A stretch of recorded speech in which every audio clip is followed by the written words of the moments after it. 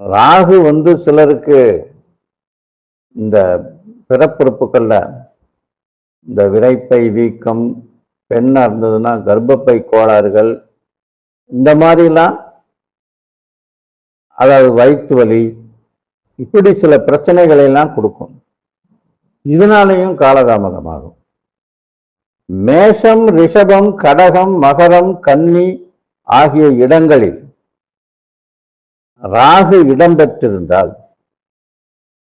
இந்த ராகுவால அவங்களுக்கு கெடுதல் இருக்காது. அதாவது ராகுவ ஒரு சுபகிரகமாக அந்த சுக்கிரனோ குருவோ இருக்கணும்.